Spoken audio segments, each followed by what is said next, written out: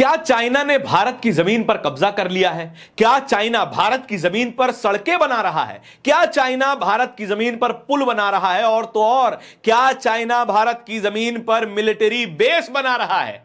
ये तमाम सवाल हैं जो खड़े हो जाते हैं उन लोगों की बात सुन करके जो कि अरुणाचल प्रदेश में रहते हैं, जो जनरेशन से उस जमीन पर अपने मवेशी चरा रहे थे, खेती कर रहे थे, और तो और उसी जगह के नेटिव जनजाति समूह से आते हैं। अरुणाचल प्रदेश के आदिवासी समूह से आने वाले लोगों ने जिला प्रशासन को एक जानकारी दी है।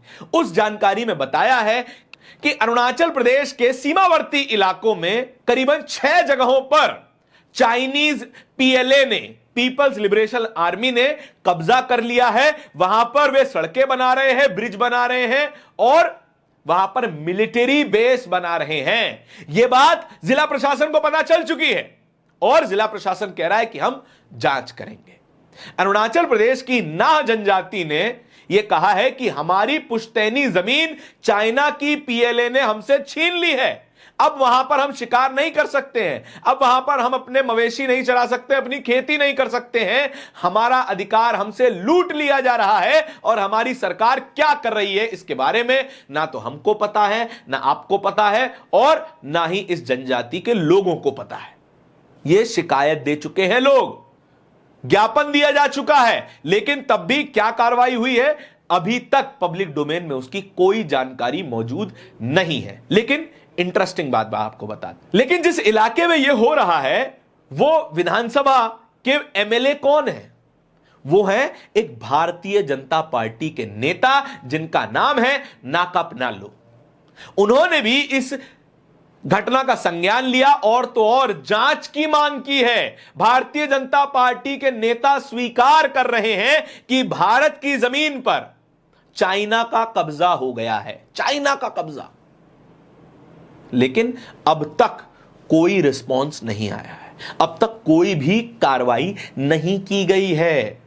अब थोड़ी डिटेल्स में चलते हैं इस पूरे मामले की। अरुणाचल प्रदेश के आदिवासी समूह ने ऊपरी सुबनसिरी जिले के 6 साल से अधिक समय से हो रहे चीनी अतिक्रमण को लेकर चिंता जताई है। यह कहानी अब से नहीं चल रही, 6 साल से चल रही है, यानी कि साल 2026 चल रहा है। यह पूरा मामला साल 2020 से संभवतः चल रहा होगा। यह एनक्रोचमेंट साल 2006 से चल रहा है।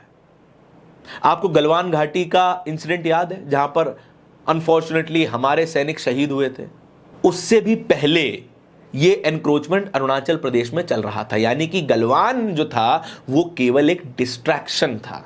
चाइना हमारी आर्मी को, हमारी सरकार को डिस्ट्रैक्ट करने की कोशिश कर रहा था और अरुणाचल प्रदेश में अगर ये आदिवासी समुदाय के लोग सही हैं तो अरुणाचल प्रदेश में ये एनक्रोचमेंट साल 2020 से चल रहा है। हमने थोड़ी सी जानकारी निकालने की कोशिश की। अरुणाचल प्रदेश की ऊपरी सुबनसिरी जिले के इटसिंगल सेक्टर के नाह जनजाति के लोगों ने चीनी पीपल्स लिबरेशन आर्मी पर अपनी पुश्तैनी जमीन पर धीरे धीरे कब्जा करने का आरोप लगाया है।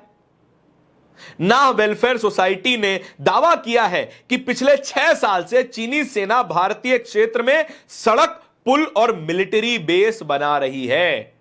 यह दावा है, लेकिन इस दावे की अभी तक जांच शुरू नहीं हुई है। भाई साहब, आरोप क्या है कि करीबन 6 इलाके ऐसे हैं जहां पर यह एनक्रोचमेंट देखा गया है। आदिवासियों ने जिला प्रशासन को ज्ञापन सौंपा है जिनमें उन्होंने आरोप लगाया है कि उनकी पीढ़ियों की विरासत अब चीनी नियंत्रण में है। जो उनके दादा परदादा सड़दादाओं ने बचा कर रखी जो जंगल की जमीन, जिस जंगल को बचा के रखा गया, अब वो जंगल चाइना बर्बाद कर रहा है। अब वो जंगल पर कब्जा चाइना कर चुका है और यह भारत के लिए कितनी खतरनाक स्थिति हो सकती है। चाइना पहले भी अरुणाचल प्रदेश के कई इलाकों पर कब्जा करने का दावा कर चुका है, उसके नाम बदलने का दावा कर चुका है और उसके बावजूद भी हमारी क्या तैयारी है यहां पर देखने को मिल रहा है। अगर ये दावे सही साबित होते हैं तो हम हमेशा इस बात पर संदेह रख सकते हैं कि हमारी सरकार कुछ काम तो कर रही होगी। वैसा तो नहीं होगा जैसा गलवान में हुआ कि कोई नहीं आया, कोई नहीं घुसा। वैसा ट्रीटमेंट ना मिले तो ज्यादा अच्छा होगा। अरुणाचल प्रदेश पर ध्यान दिया जाए तो ज्यादा अच्छा होगा। वैसे ही नॉर्थ ईस्ट भारत का बेहद सेंसिटिव इलाका रहा है, इंसर्जेंसी वहां पर बहुत लंबे समय से रही है। अरुणाचल प्रदेश सीमावर्ती इलाका है और बहुत ज्यादा नाजुक स्थिति में है, क्योंकि वहां की टेरेन मुश्किल है, पहाड़ी इलाका है, वहां पर कंट्रोल बनाए रख पाना पहले से ही बहुत मुश्किल है। उसके अलावा चाइनीज मिलिट्री अगर घुस जाती है तो फिर स्थिति बेहद खराब हो जाएगी। नाकब नालो ने भी यह जानकारी साझा की है और उम्मीद की है। भाजपा के विधायक हैं भाई साहब, भाजपा के विधायकों की तो सुन लीजिए, बीजेपी वालों कुछ तो सुन लो, नहीं तो हाथ मलते रह जाओगे और कहते रह जाओगे कि कोई नहीं आया, कोई नहीं घुसा। क्योंकि आपको वोट मांगने तो अरुणाचल जाना नहीं है।